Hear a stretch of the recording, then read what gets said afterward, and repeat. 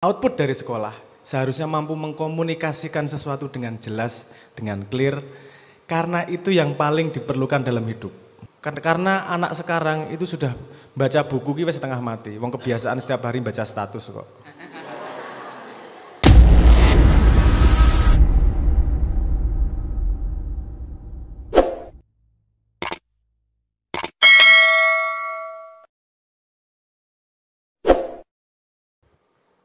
Assalamualaikum warahmatullahi wabarakatuh. Selamat siang dan saya sampaikan salam sejahtera kepada para hadirin sekalian. Saya akan buka pertemuan yang sangat penting ini mendoakan pengasuh pondok pesantren agar terus menaungi jalan kita kepada pengetahuan Kiai Haji Zuhri Zaini. Kedua, saya mengucapkan terima kasih kepada Kiai Faiz yang telah bersedia untuk hadir memberikan dukungan kepada kita dan kepada Mas Abrang yang jauh-jauh dari Yogyakarta mau berbagi pengetahuannya dan Rafayat yang akan memberikan bandingan karena yang diberikan kepada panitia ini akan bicara tentang nasib kita, Merdeka Belajar ya. Kampus Merdeka. Sebelum saya memberikan gambaran singkat, kami persilakan kepada Mas Abrang untuk mengambil tempat di depan dan Kiai Fayat untuk juga ke depan. Dipersilakan Pak Kiai.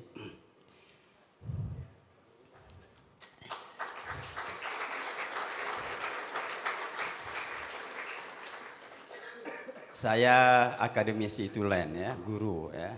Jadi pakaiannya memang beda sama Mas Abrang, dia budayawan jadi agak ngaco dikit ya.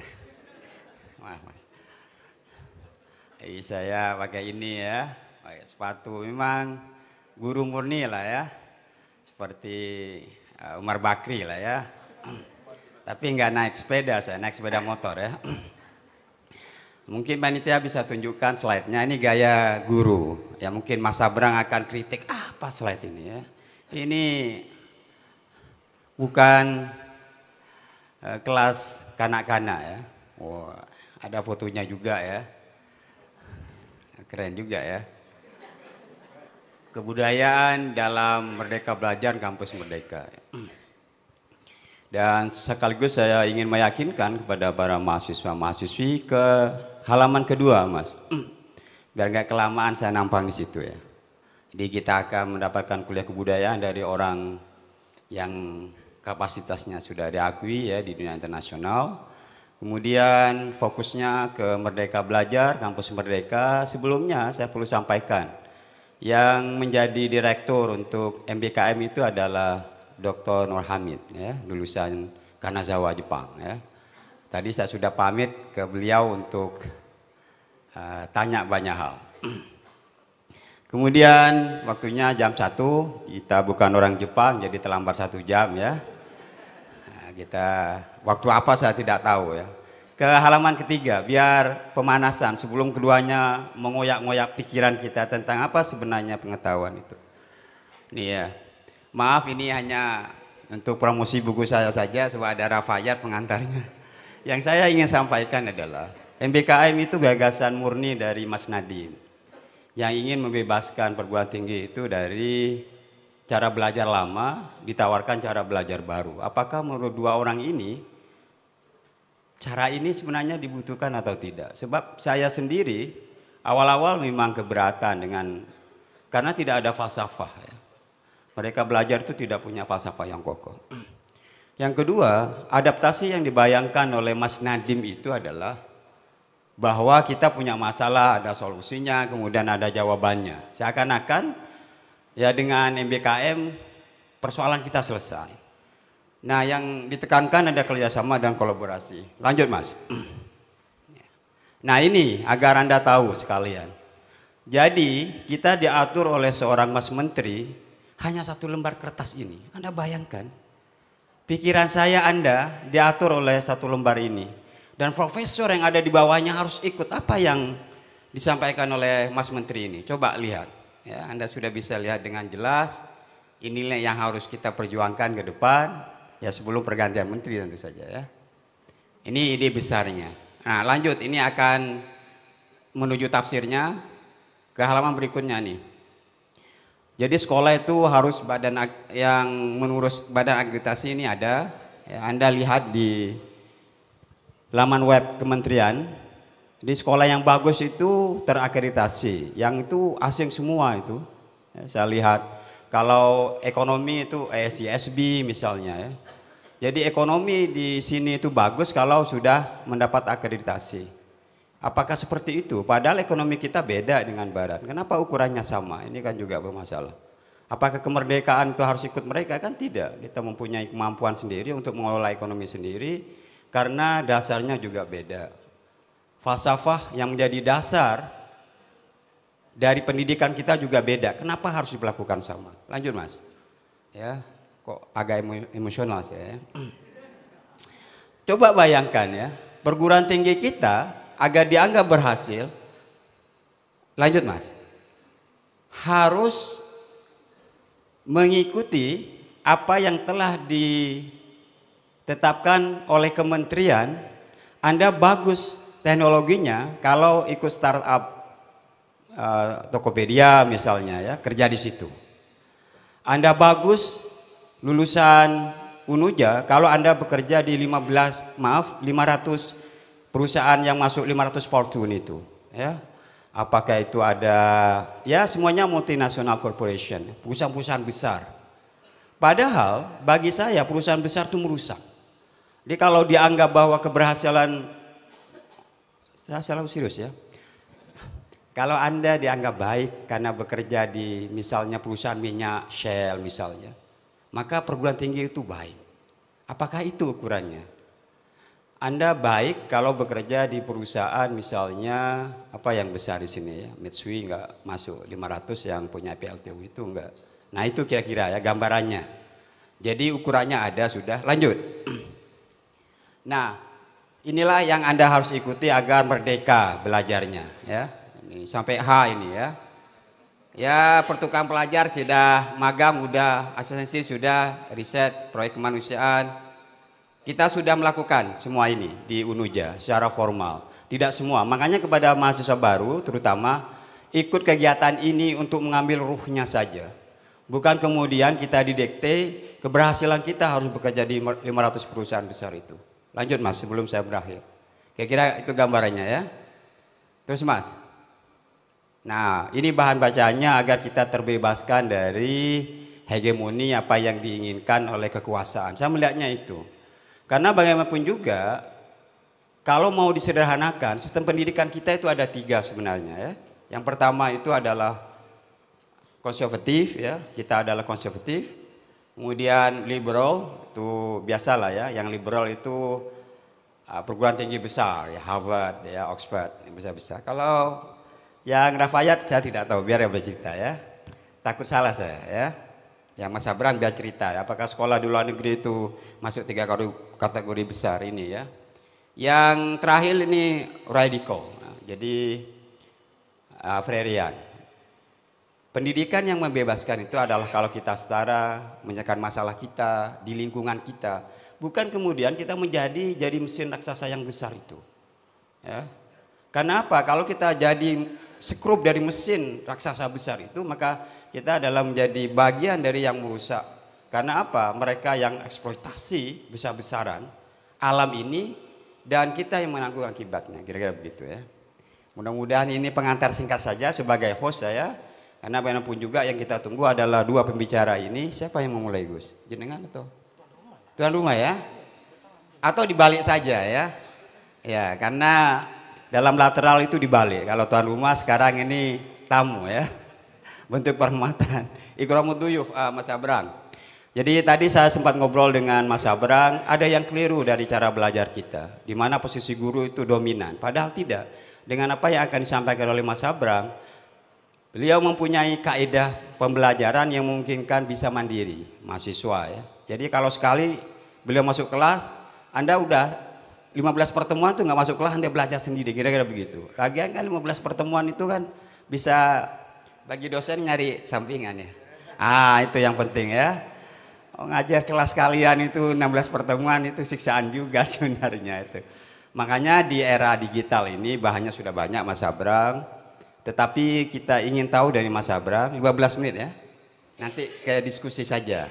Nanti Mas Faya juga 15 menit agar kita akan berkelanjutan. Sebab Mas Abrang ini akan ada tutorial ya, nanti dalam bentuk apalah YouTube atau apa atau yang bisa dijadikan rujukan oleh teman-teman ya. Untuk itu kami persilakan kepada Mas Abrang 15 menit untuk menyampaikan apa yang sebenarnya beliau galau tentang pendidikan kita hari ini. Dipersilakan Mas Abrang. Oke, bismillahirrahmanirrahim. Assalamualaikum warahmatullahi wabarakatuh. Saya seneng intronya ini progresif ini. Pokoknya dibabat kabeh. Tapi sebelum saya tadi lihat beberapa referensi bukunya, mungkin saya bisa memberi satu referensi lagi buku yang urusannya sama pendidikan. Ini cukup menjadi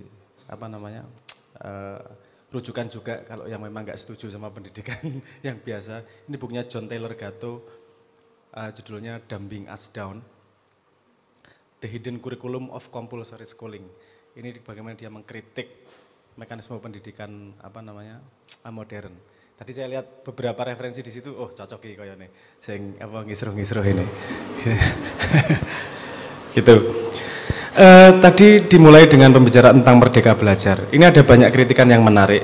Sebelum dalam tentang ngomong merdeka belajar, kalau statementnya merdeka belajar berarti sebelumnya adalah terjajah belajar gitu ya berarti ya. Asumsinya dari terjajah menuju kemerdekaan. Ini yang perlu dipertanyakan. Terjajahnya di mana, merdekanya di mana. Tapi karena saya bukanlah pelaku pendidikan, saya tidak punya hak ngomong banyak tentang itu. Saya adalah hanya pengamat. Dan motivator aja bukan. Saya lebih banyak menjadi demotivator. Tapi saya senang ketika melihat di sini dan melihat rasionya nih. Kalau kita ngomong gini, kalau kita ngomong tentang pendidikan sebelum ngomong pendidikan, yang paling dasar adalah yang disebut sebagai literasi. Literasi adalah kemampuan membaca dan menulis. Saya lihat yang siap buku lebih banyak yang cewek daripada yang cowok nih. Berarti siap menulisnya lebih banyak yang cewek daripada yang cowok. Nek cowok ini ngono ki senengane. Nulisnya kapan-kapan aja, apa-apa bisa diinget lah gitu ya. Terlalu pede dengan otaknya sendiri. Padahal menurut saya itu salah satu skill yang harus kita bangun. Ketika Anda belajar di sekolah, sebenarnya Anda membangun super power. Apa sih super powernya? Ini yang kadang-kadang kita lupa. Belajar seperti mengumpulkan ilmu apa dan segala macam, iya. Tapi pada intinya Anda mengumpulkan super power sebenarnya, membangun super power. Super power itu disebut sebagai kemampuan komunikasi, menyampaikan ide dengan kalimat maupun dengan tulisan. Itu yang harus paling digarisbawahi. Output dari sekolah seharusnya mampu mengkomunikasikan sesuatu dengan jelas, dengan clear, karena itu yang paling diperlukan dalam hidup. Dalam hidup bersosial itu Anda melakukan gameplay terus-terusan. Gameplay itu interaksi, dan pada interaksi itu dibutuhkan yang namanya komunikasi yang baik. Nah jangan lupa, Anda kalau pinter sendirian nggak bisa mengkomunikasikan nggak ada gunanya. Anda tahu informasi nggak bisa menggali lebih dalam, nggak ada gunanya. Jadi kemampuan komunikasi itu adalah super power yang harus digali sedemikian rupa. Harus diasah sedemikian rupa.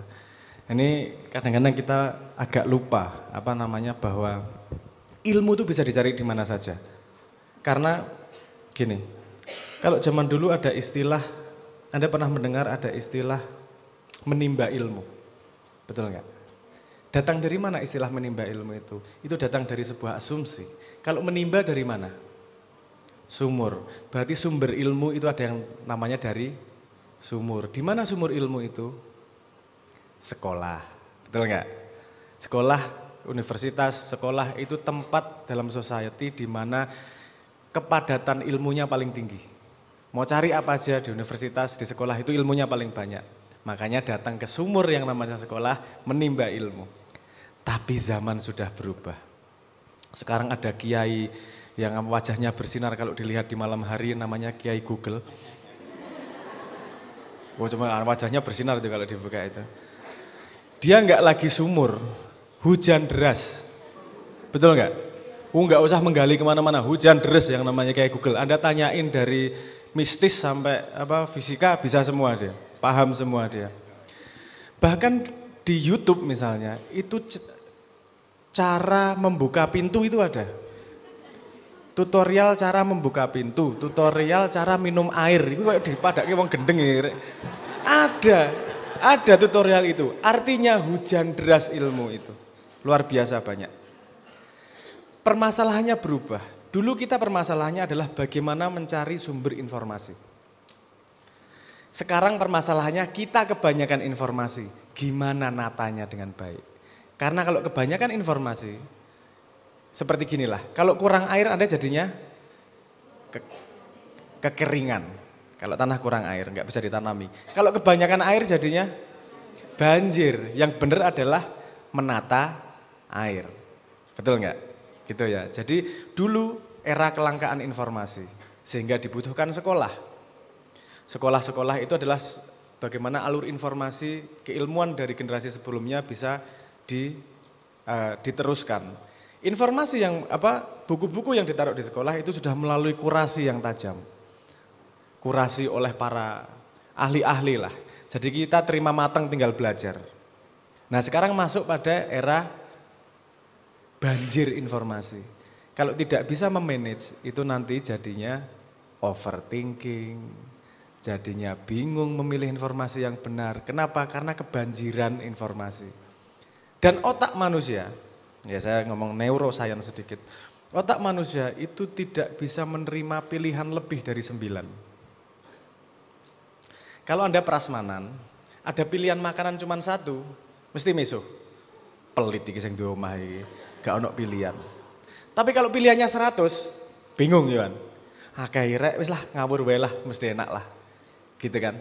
Nah, jadi memang manusia ada limit seberapa pilihan yang bisa dia bisa dia maknai. Sehingga ketika saya ngobrol sama Gus Faiz, saya sedang mengembangkan metodologi. Bukan saya sebenarnya mengembangkan. Ini metodologi yang dikembangkan oleh Niklas Luhmann, di mana dia salah satu bapak dari sistem teori psikologi. Itu sistem teori adalah hipotesis paling kompleks di dunia tentang society saat ini. Nah, dia mengumpulkan ilmu dari segala bidang. Catatannya itu bisa sampai 90.000. Dan dia dalam 30 tahun bisa memproduksi 70 buku, 600 jurnal ilmiah di berbagai bidang ilmu. Itu kan mengerikan. Apakah orangnya tiap hari kayak orang gendeng? Belajar, nulis? Enggak. Hidupnya santai. Loh kok bisa dia seperti itu? Ternyata ada metodologinya. Ada caranya bagaimana kita cepat pinter tapi malas belajar. Itu arek-arek seneng mesti nak ngono. Gelem ora kowe malas belajar pinter cepat. Oh gelem rek gitu. Tapi perlu digarisbawahi loh. Malas belajar itu bukan berarti tidak belajar. Kadang-kadang salah tangkap nih, maunya tidak belajar terus pinter. Gak bisa tidak belajar. Kamu tetap harus belajar, cuman efektif. Belajar 1 jam sehari bisa pinter, cepat. Kan itu menarik itu. Nah tapi metodologi itu nanti akan saya, nggak bisa kita omongkan lewat seminar kayak gini, harus ada kelas dan harus ada caranya. Harus ada kurikulumnya dan seterusnya. Kapan-kapan pasti saya balik ke sini. Yang tertarik nanti saya workshop langsung 2 jam, 3 jam karena saya pengen membagi itu. Menurut saya itu kebutuhan. Karena anak sekarang itu sudah baca buku wis setengah mati. Wong kebiasaan setiap hari baca status kok. Iya enggak? Tapi jangan lupa, ketika Anda menulis status, itu Anda berpikir loh. Ya enggak? Itu produksi, itu komunikasi, betul enggak? Walaupun kalau Anda lihat status Anda 2 tahun yang lalu, apa perasaan Anda? Hah? Malu ya? Alay? Ya. Itu tandanya Anda sudah tumbuh, karena Anda sudah bisa menertawakan diri Anda yang kemarin. Jangan lupa, sepede-pedenya Anda sekarang akan ditertawakan dirimu 2 tahun kemudian setiap saat. Nanti kalau udah dewasa dikit ditertawakan, lah kok aku kok pekok kemarin gitu. Tapi nggak apa-apa, itu namanya proses tumbuh, proses belajar seperti itu. Nah, menurut saya Merdeka Belajar ini adalah inisiatif yang bagus. Cuman kalau bisa menurut saya lebih merdeka.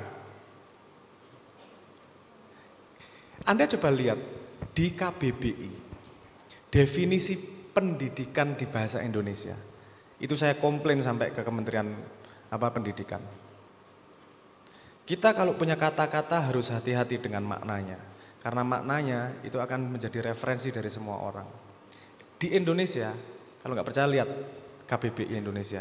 Definisi pendidikan adalah sebuah cara untuk membentuk perilaku manusia. Menurut Anda benar atau salah itu?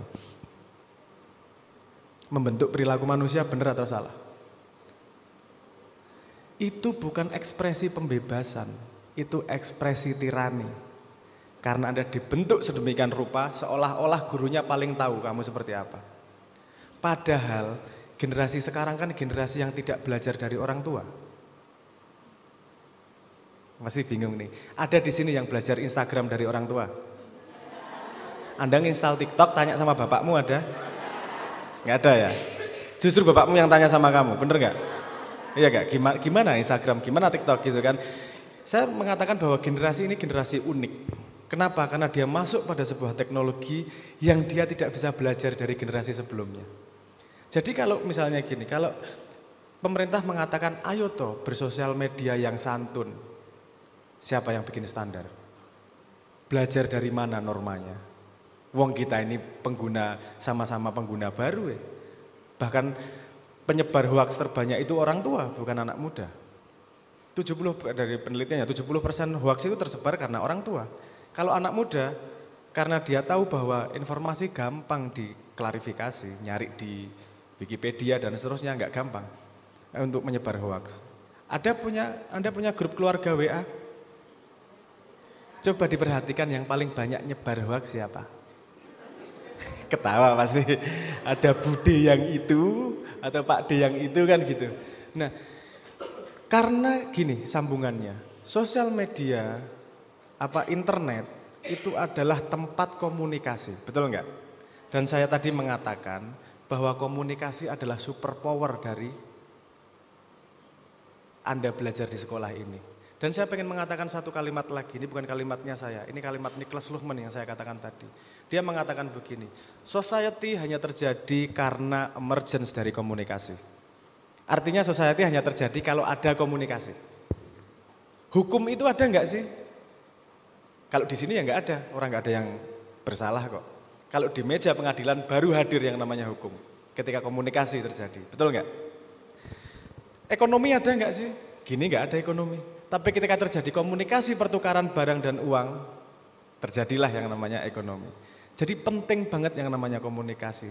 Bahwa kemudian teknologi yang terbaru berhubungan dengan cara komunikasi, artinya akan terjadi perubahan besar dalam tata society masa depan. Dan Anda adalah titik tengah perubahan itu. Karena Anda adalah generasi pertama dari yang menggunakan cara komunikasi yang baru.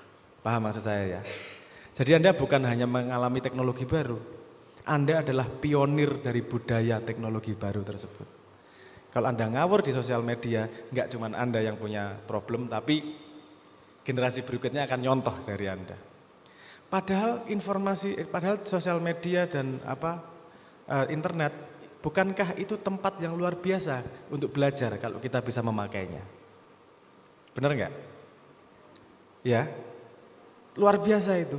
Kita harus bisa membedakan. Ada data. Apakah data itu sesuatu yang bisa kita tangkap, kita kuantifikasi, kita tulis? Itu namanya data. Kemudian dari data itu bisa kita olah menjadi informasi. Apa itu informasi? Adalah data yang punya makna untuk kita. Paham maksud saya ya? Ada kok data-data yang nggak ada maknanya buat Anda. Misalnya, saya kasih data.